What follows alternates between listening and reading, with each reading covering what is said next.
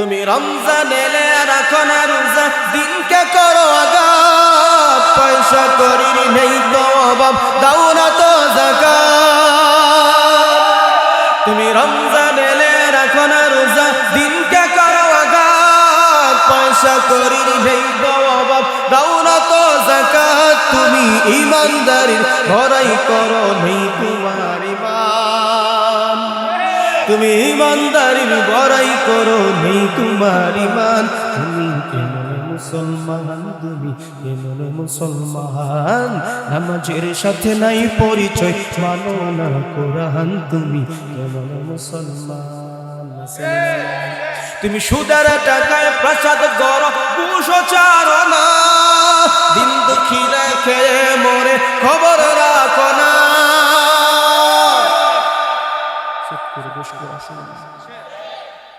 এই জন্য মোবাইল বানাইছে ভালো কাজের জন্য, যোগাযোগের ব্যবস্থা, খবর দেখা যায়, ছেলেটাকে মেয়েদের সাথে কথা বলা যায়, কথা বলেন ঠিক নি? মোবাইলটাকে আপনি ভালো কাজের জন্য ব্যবহার করেন, এই মোবাইলটারে অপাত্রে ব্যবহার করিয়েন না। সন্তানকে পরিবারকে আপনি শিক্ষা দেন।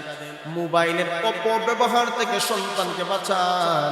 সন্তান যদি বেঁচে যায়, পুরা জাতি বাঁচবে, কথা বলেন ঠিক না বেঠিক?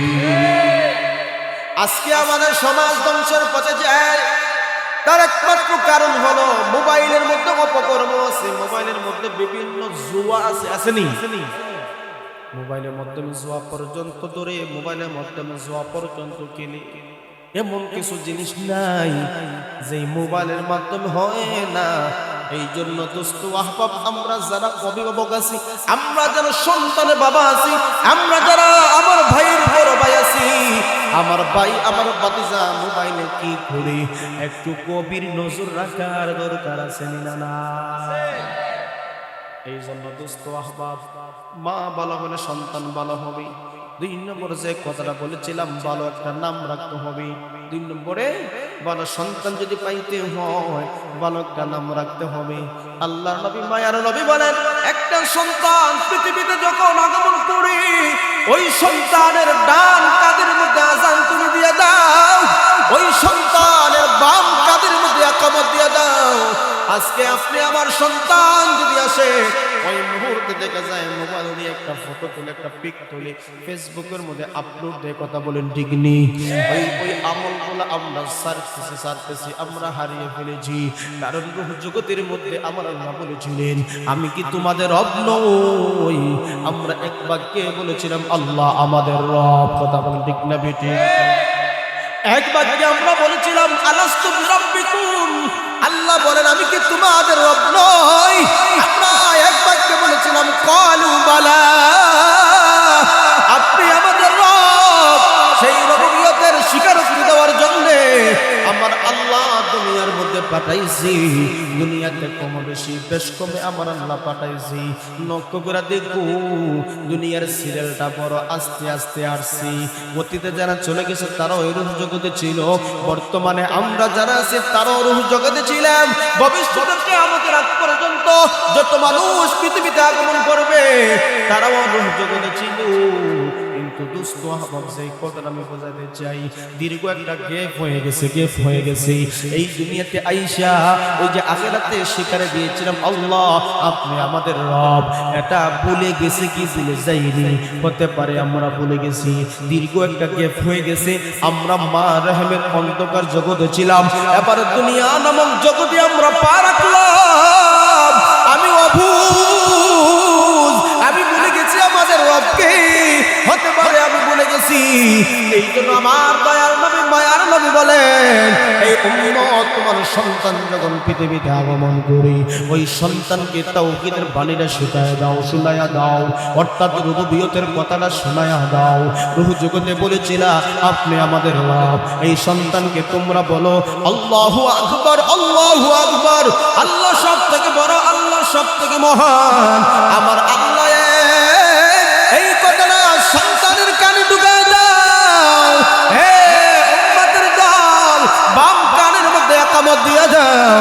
আমার আল্লাহর নবী, মায়ার নবী বলেন, আযান দিলে বাম কানে একামত দিলে শুনো শুনো শুনো, এই সন্তানকে দুষ্ট দুষ্ট জিন আসর করতে পারবে না। আমরা এই আমল থেকে অনেক পেছনে পড়ে গেছি।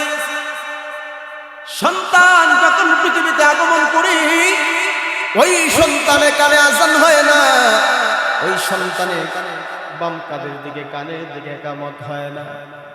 আজান একামত দেওয়ার জন্য ইমাম সাহেব খুঁজে, মুয়াজ্জিন সাহেব খুঁজে, কথা বলেন ঠিক নেই?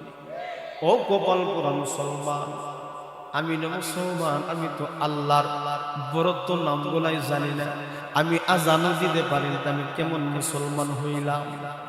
কেমন মুসলমান? আমরা শুধু নামের মুসলমান, এখন পর্যন্ত কামের মুসলমান হতে পারি না।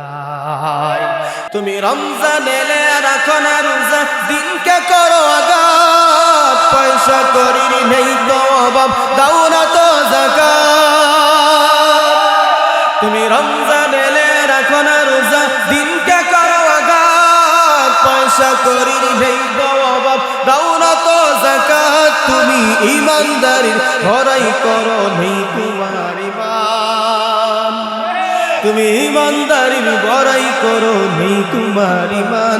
তুমি কেমন মুসলমান, তুমি কেমন মুসলমান? নামাজের সাথে নাই পরিচয়, মানো না কোরআন, তুমি কেমন মুসলমান? তুমি সুদের টাকায় প্রসাদ করো, ঘুষও ছাড়ো না, দিন দুঃখী রেখে মরে খবর রাখো না।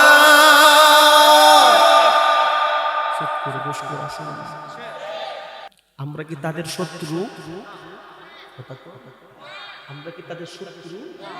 সুদ যারা খায়, ঘুষ যারা খায়, আমরা কি তাদের শত্রু না বন্ধু? কথা কয় না। কেউ আমরার উপর খেয়ে ফেলতে, এই বললা বড় জানছো কিতা বিষয় দিছো, তো ভাইছে না। এই দুনিয়াত খেইফা লাভ নাই, লাভ নাই। কবরে যখন যাইবা, ওই হারামের জন্য আটকাল্লা ফিরিস্তা মুগুর দেখালি ফিরাইবে। কথা বলেন ঠিক নেই?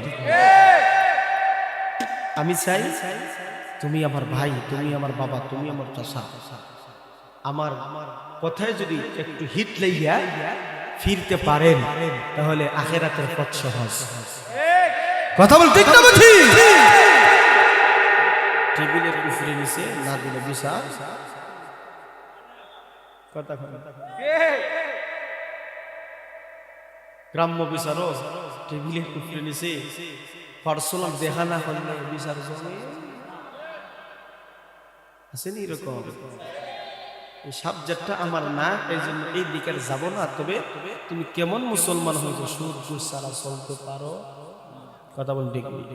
তুমি ঘুষ খেয়েও বিচার করো সাজিয়া প্রদান, তুমি কেমন মুসলমান, তুমি কেমন মুসলমান?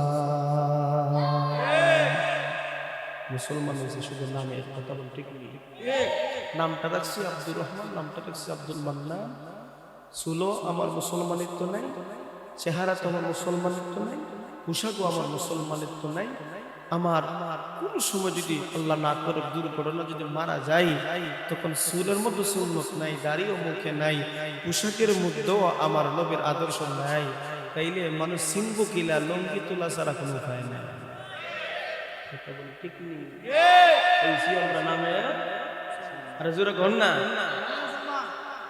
এই জন্য নামে মুসলমান হলে হবে না, কাজে কর্মের হতে হবে। কথা বলেন ঠিক না বেঠিক? এরপরে আমার নবী বলেন, উম্মত নামে মুসলমান নয়, কাজে কর্মে মুসলমানিত্ব গ্রহণ করতে হবে। সন্তান পৃথিবীতে আসলে অভিভাবকের দায়িত্ব হলো ডান কানে আজান দাও, বাম কানে একামত দাও, তাওহীদের বাণী শোনায়া দাও। আমাদের রব কয়জন? এরপরে নবী বলেন, শুনো শুনো শুনো, সপ্তম দিন যখন হবে, তার মাথায় যে পরিমাণ চুল আছে, যদি সামর্থ্য থাকে, আগেকার যুগে আমরা দেখছি, এখনো আমরা মা চাচিরা করে, নাতি যদি হয় চুলগুলা খামাইয়া বাবারে কয় দে ফুট টাহা দে, কিছু সৎকা করতাম। এখনো কিছু মা বোন আছে, চুল পরিমাণ ওজন না করলেও কিছু টাকা পয়সা আল্লাহ রাস্তায়। আমার আপনার নবী বলেন, যদি সামর্থ্য থাকে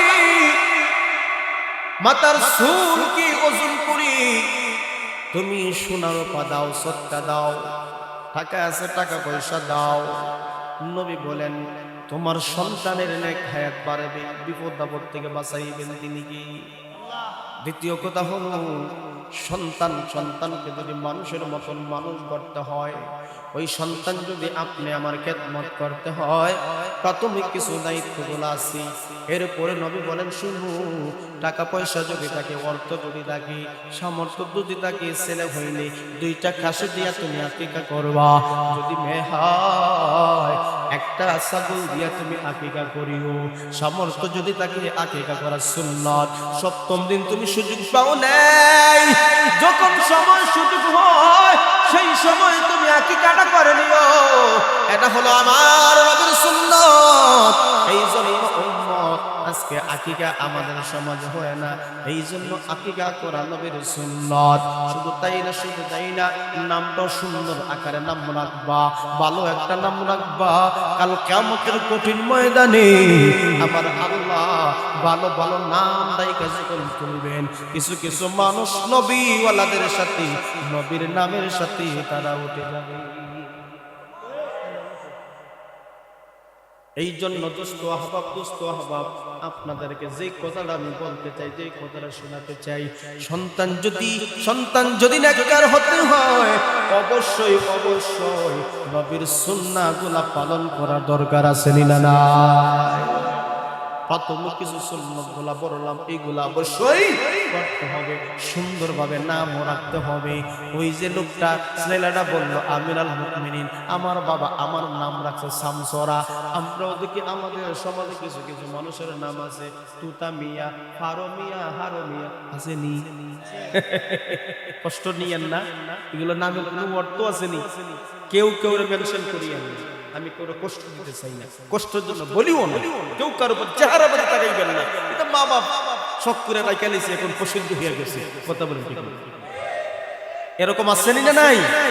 না, শখ করে যা থাক বলা যাবে, নাম যেটা রাখবা সেটাই রাখবা, আর নাম রাখতে হবে কোরআন এবং হাদিস সুন্নাহ অনুযায়ী। কথা বলেন ঠিক না?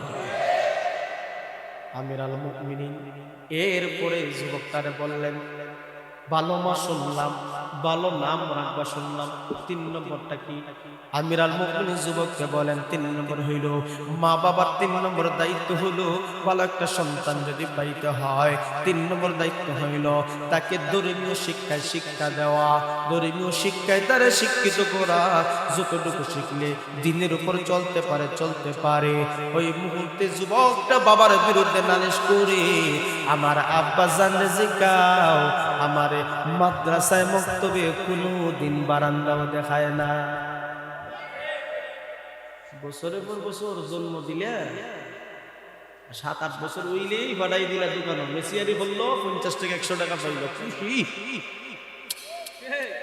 এই ফুয়া যখন বুঝে তখন সময় তার সাথে যখন দেখে স্কুলে পড়ে, মাদ্রাসায় পড়ে, ভালো ভালো অবস্থানে চলে গেছে, সেই সময় বুঝার পরে মা বাবার দিনে জন্ম হয়, আমার মা বাবা যদি আমার শিক্ষিত করতো, আমি আজকে ভালো অবস্থানে থাকতাম। কথা বলে ঠিক না?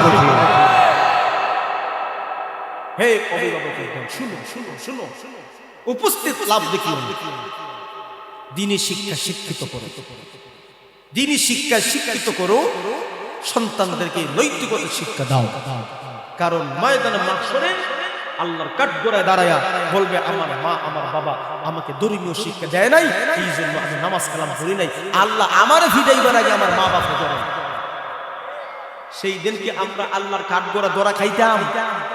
কথা বলে আল্লাহ পাক আমাদের সবাইকে বুঝদান করুক, সকলে বলেন আমিন। 3টা কথা বললাম, আমিরাল মুমিনিনের 3টা ওয়াজ, 3টা নসিহত। 1 নম্বর ভালো মার ব্যবস্থা করতে হবে, 2 নম্বর সন্তানের ভালো নাম রাখতে হবে, 3 নম্বর হলো ধর্মীয় শিক্ষায় শিক্ষিত বানাতে হবে। এরপরে মূল কথা হইল এই 3টা জিনিস যদি আপনার সন্তানকে আপনি দিতে পারেন, সঠিকভাবে দায়িত্বগুলো পালন করছেন, এখন আমার দায়িত্ব আসেনি। আমার বাবা শিক্ষিত বানাইলো, আমাকে লেখাপড়া শিখাইলো, নৈতিকতা শিখাইলো, বড় বানাইলো, সবকিছু আমাকে দিল। এখন আমার জিম্মাদারি, আমার বাবার কর্তব্য আসেনি না নাই? কথা বলে আসেনি না নাই? আমরা শুধু শুনলাম সন্তানের বাবার প্রত্যেক সন্তানের দায়িত্বগুলো শুনলাম, এখন সন্তানের কর্তব্য কি শোনার দরকার আছে নি? মেহমান চলে আসছেন,